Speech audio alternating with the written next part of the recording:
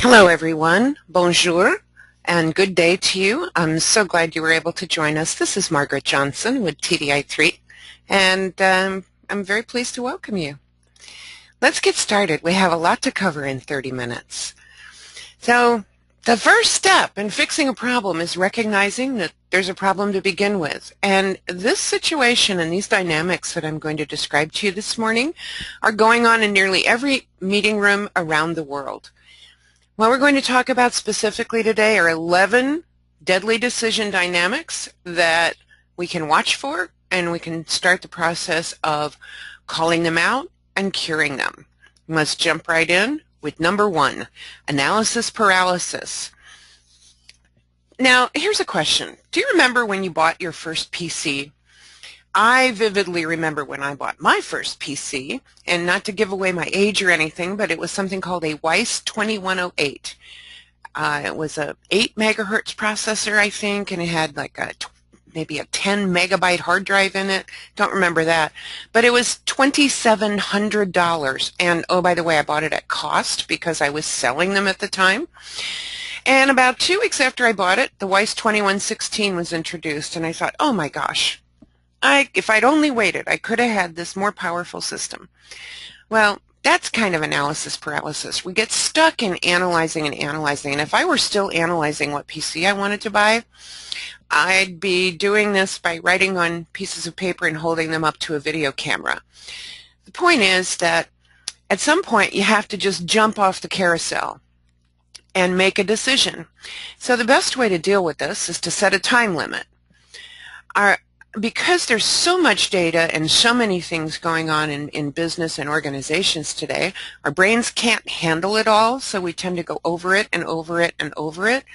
And what I recommend is that we utilize a mechanism by which information is collated and merged and becomes the basis of sound decision making.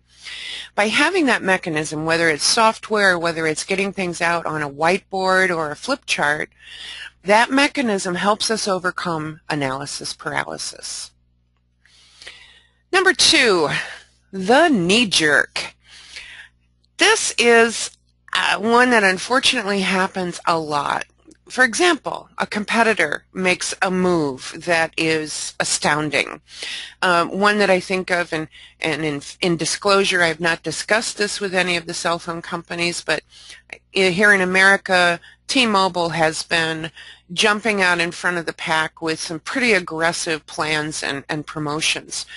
And a knee-jerk reaction might be that if they're doing it and taking our market share, we have to do the same thing. Well, that knee-jerk reaction can be very detrimental. I think we've all been in positions where knee-jerk decisions have been made. And we have to stop doing that. We need to return to the process, examine the inside and outside influences, synthesize that information, and maybe that knee-jerk decision is the right one, but we really want to make sure.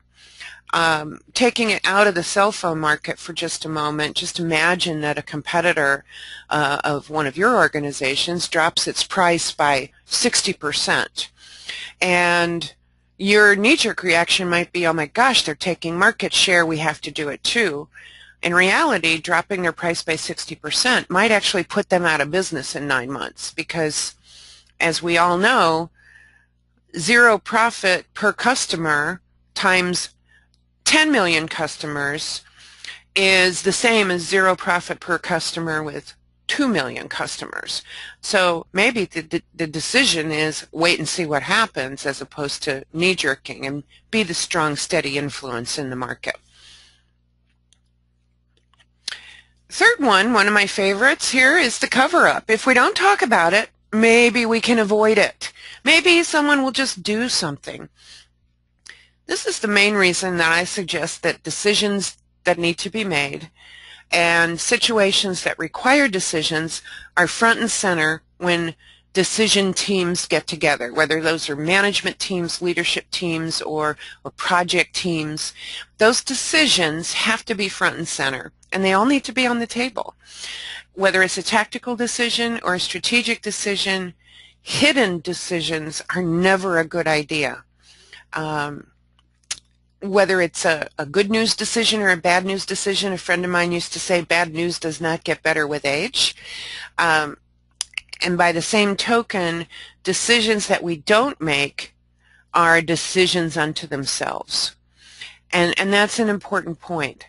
When we have to make a decision and we avoid making that decision by not talking about it, that in itself is a decision, and it's probably not sending the message that we want to send. Our fourth one on the list here is competing agendas. And this is a dynamic that exists in many teams. I've found through my experience that this is usually a result of misaligned compensation structures or a lack of a common understanding of the key performance measures of the organization. Let me give you an example. The VP of HR might have employee satisfaction as a bonus metric. And so he sets up multiple employee events and invests time in the employees and invest money in the employees. But the expenses for all of those endeavors are shared between all the teams or all the divisions in the organization, and that impacts their individual profit metrics. And guess what? Those division heads are bonused based on their profit metric. So what happens is the division heads don't really want anything to do with this big corporate party that HR has planned, because it ends up being money basically out of their pockets. So how do we overcome that kind of a situation? Well, we need to ensure that the goals of the management team or the leadership team or this decision team are common goals that impact everyone. I've shared with you before and in the context of these webinars several times that customer service, a customer service metric can be blown out of the water by giving every customer a Ferrari, right? They're very happy customers, but the action takes down everyone in the business, and likely, in the case of giving everyone a Ferrari, the business itself. Well, if HR is cognizant of everyone else's metrics and ultimately that team is measured along the same lines, these competing agendas no longer exist. Number 5, the upside down. Here we go. We spend so much time on discussions that we don't allocate the time and effort needed to deal with decisions. Now, some of the things that happen here are that in a lot of meetings, tactical and strategic decisions are mixed up. We spend a lot of time dealing with the tactical and don't get to the strategic, or we spend a lot of time dealing with small decisions and don't get to the bigger decisions. One of the key things to do there is to prioritize decisions in their context, meaning separate the strategic from the tactical, understand the decisions that run the business, those are the tactical, versus growing and transforming the business, those are the strategic decisions. And then prioritize decisions based on where they fit. A number of our partners do some excellent work with prioritization of decisions, and I would recommend that you go to TDI3.org and under the Find tab look for solution providers and consulting offers, and those folks are the people that can help you with prioritizing decisions. It's also important to understand which decision can be made within groups versus needing this decision team to weigh in. So the upside down, once again, is when we spend so much time dealing with little stuff or tactical stuff that we don't get to strategic, or little stuff that we don't get to big, and it is a very, very common thing that happens. I've had the privilege of actually being a part of 4 different management teams, and I've also worked with a number of management teams, and I see this time and time and time again. Number 6, too many chiefs. This is a lot of people of equal stature, typically, arguing, because that's what happens a lot of times when you get too many chiefs, arguing about decisions. And what's important here is that each person is arguing from their own point of view. What does that mean? Well, let's go back to the VP of HR scheduling all these company parties, right? The HR leader wants to really emphasize employee relations, employee satisfaction, and while everyone else cares about that, it's not their priority. So just because it's the VP of HR's priority doesn't make it everybody else's priority, right? So what happens is you get low quality decisions and you get a lack of commitment from all the members of the team. What needs to happen here is we need to clearly define the roles of each person on the decision team. Who needs to be part of that decision team and what role are they? So as anyone who's ever been part of a project knows, organizational hierarchy goes out the window when you're dealing with a project hierarchy. For example, a project manager on a project is the boss of that project. And if you want to talk about that, we can talk about that offline.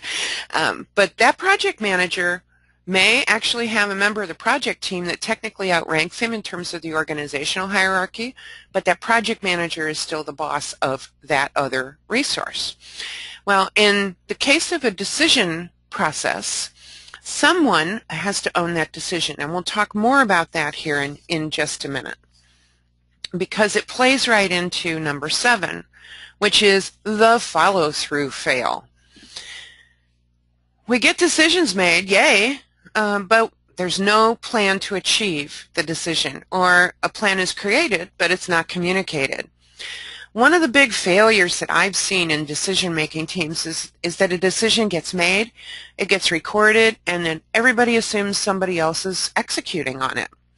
Well, the answer is to have one person own the decision, even if that person isn't the person who will ultimately execute on it, and that person is accountable for the decision and its results. So tying back to our prior point, think of this person as a decision manager, similar to a project manager. He or she might not be doing all the work, but is responsible to the rest of the team that the work actually gets done. Decisions should have a decision plan, similar to a project plan. Might even be a project plan, even if it's only 1 or 2 lines long. Here's what we're going to do. Here's how we're going to communicate it. Done. Having the plan is critical, and the way to get to that is to assign one person on the team with the responsibility for that plan. Hope that made sense.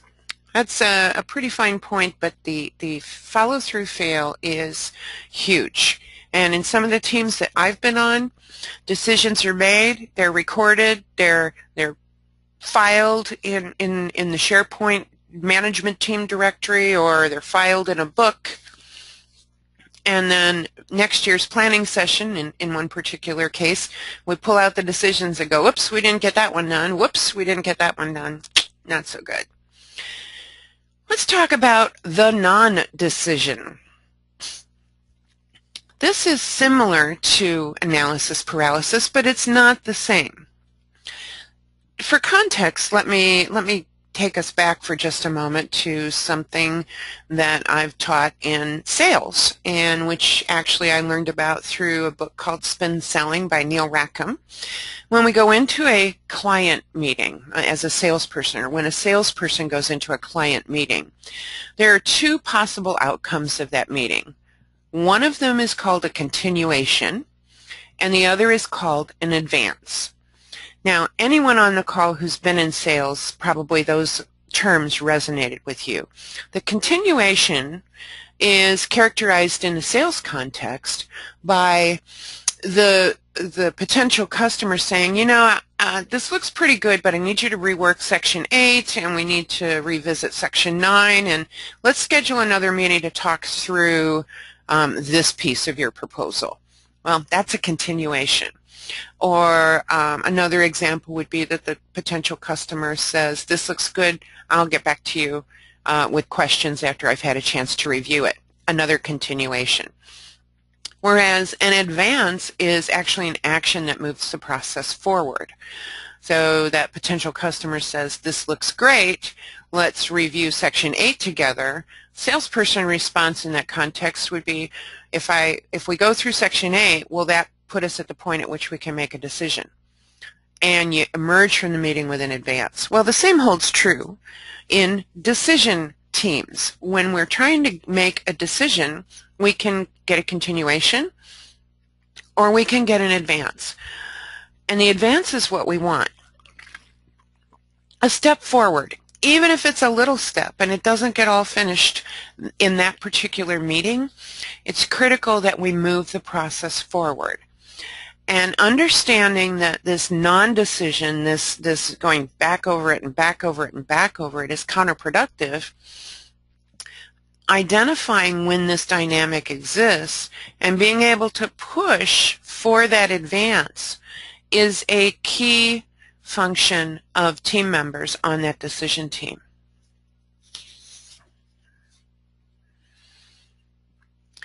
Let's talk about number 9, the old way. If I had a nickel for every time I've heard somebody say, well, we've always done it this way, we should keep doing it this way, I'd be a wealthy woman.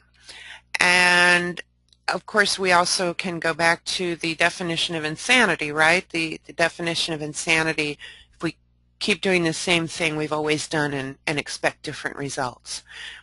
Well, if the old way is getting the results needed, then stick with the old way. But that's not a real justification for making a decision. Things are changing at a faster pace than ever before. We talk all the time about how the business climate is changing so rapidly, but think about it. Our climate at home is changing so rapidly. In the stores where we shop, in the movies we see. Everything is changing at a rapid pace. And the old way of doing business may not be the way to keep up with what's going on today. I follow an organization in Washington, D.C. called First Responders, or FirstNet, I believe it's called. And they announced yesterday how they're leveraging social media to communicate with folks. And what was interesting about that is to those of us on this call, perhaps that's like okay, so they're using social media. But to this fairly staid organization, using social media was a big step forward. And the comments on the post on LinkedIn were all very, very positive. Well, I'm so glad you're keeping up. This is how people communicate now. Well, in organizations, at home, in business, we need to figure out how to keep up. And the old way does not justify a decision any longer.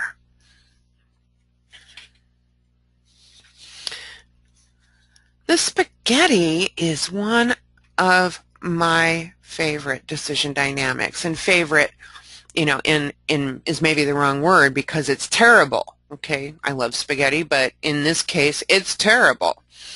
And the spaghetti refers specifically to this dynamic. Let's throw a bunch of decisions against the wall and see what sticks. I've seen teams with an attitude of, we know all of these things can't happen, but if half of them happen, we'll hit our targets. Oh, wow. This creates so much conflict in an organization that more time is spent dealing with the conflict than actually moving the company forward.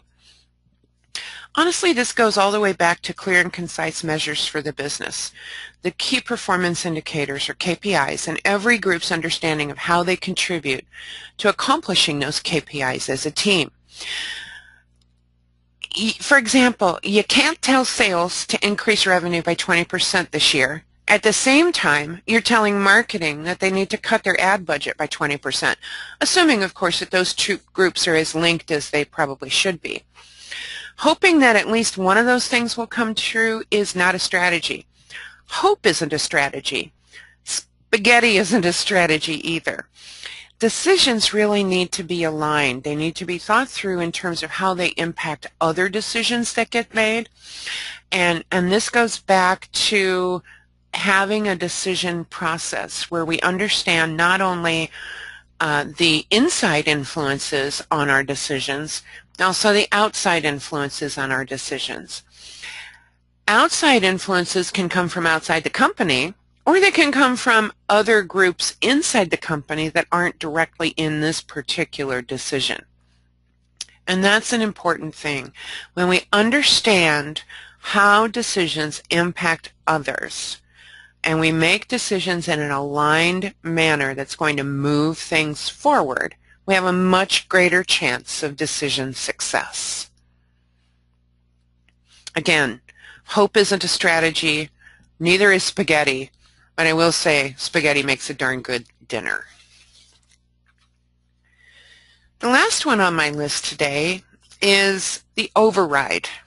And the override is kind of separated from the rest here and characterized by this one fellow jumping on this other fellow.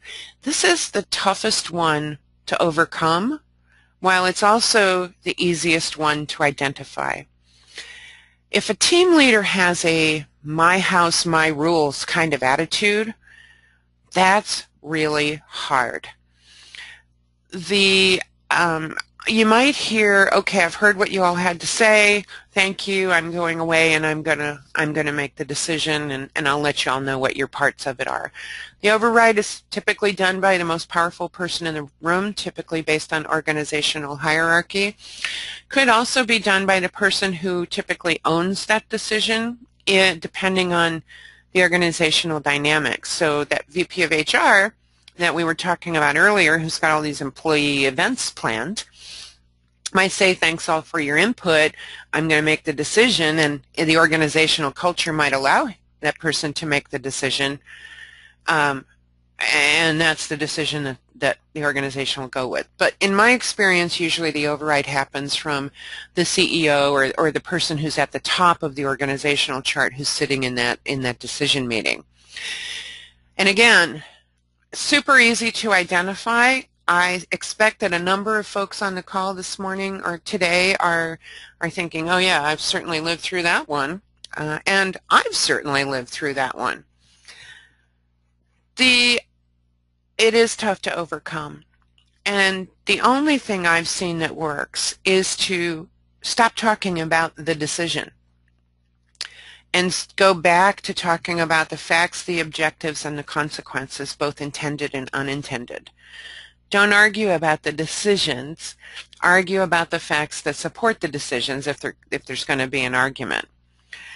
And ultimately, if the team leader or the CEO or whoever it is says, okay, I've got it, I'm going to go make a decision, and comes back with that decision, hopefully there's an environment by which that decision can then be dissected a bit and discussed in light of the facts and objectives that support it, not in light of any emotional reaction we might have to the fact that we didn't participate directly in the decision itself.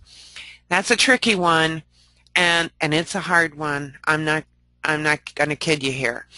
But being alert to it and starting to chip away at it is a critical component of a successful decision team. Now, I want to recommend a book that you might think doesn't have a lot to do with decision dynamics, and in reality, it doesn't. I mean, it's called Death by Meeting, and it's by Patrick Lencioni, who also wrote The 5 Dysfunctions of a Team. Terrific book, and one of the reasons that I like this book in this context is because it exemplifies a number of the dynamics that we've talked about here. And one of the key components to the meeting structure that they establish in this book is something called mining for conflict.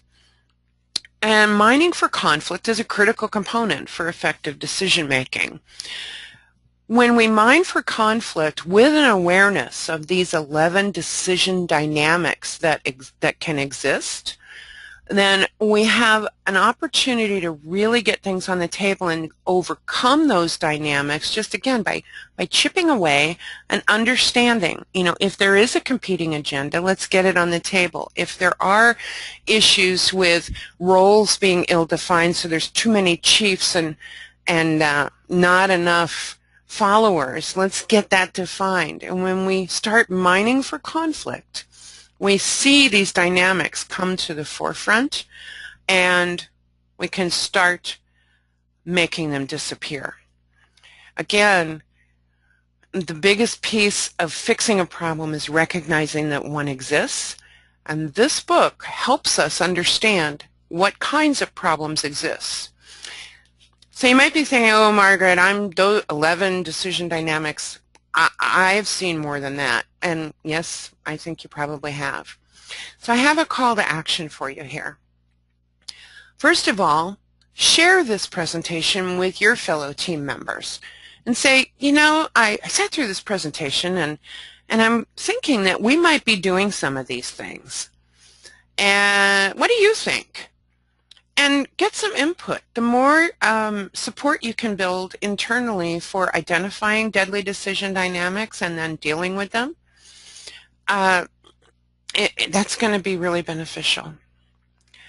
Be very clear about what the key performance indicators are at multiple levels. So not only the KPIs for the organization, but the KPIs for each group or division within the organization.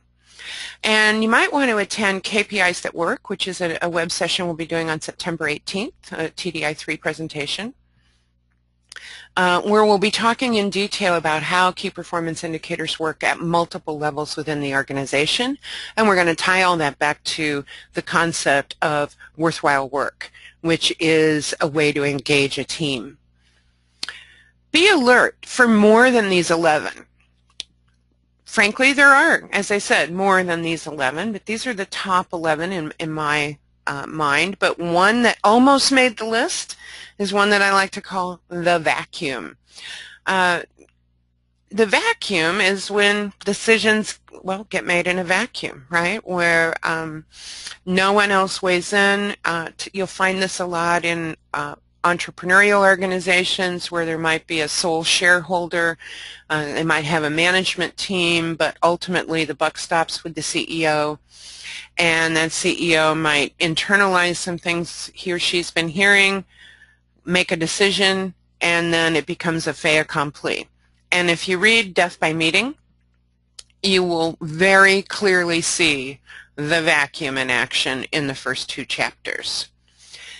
And finally, I'm going to share with you one of the best pieces of business advice or life advice I ever got. And I want to share it with you in the context of this discussion, which is make sure your side of the table is clean. This was a life changer when I heard it because it put some things in context for me. But let me put it in context in terms of decision making. As you have heard these deadly decision dynamics today, perhaps you've thought, I've done that. I've done that. I think I'm at odds with this person. And here's the key. If we are personally aware of how we use these decision dynamics and how they impact us in what we do, we can take steps to make sure that we're not doing that anymore and making sure that our side of the table is clean. Even if people on the other side of the table are still have competing agendas, or they're still not clearly defined on roles, or they're still trying to overanalyze situations, there's a great deal of power to saying, you know, I think we've done enough analysis. Let's make a decision. I'm ready to do that. And maybe you pull everybody else along. Powerful stuff. For more information, you can reach me, mj@tdi3.com. Our recorded webinars and presentations, as well as our upcoming events, are all at tdi3.org/learn. And if you hover over the Learn tab in navigation, you'll see TDI3 Presentation Archive. This presentation will be posted there later today. And finally, please do follow us on Twitter if you're on Twitter, at tdi3.org or at DecisionNut, which is a little more personal. That's my Twitter ID, and I'd be honored for you to follow me. Again, thank you for being with us today. I hope you've gotten a lot out of this morning, and if there's anything I can do for you, let me know, and anything our partners can do for you, you'll find them all at tdi3.org. Thank you so much. Have a wonderful remainder of your day.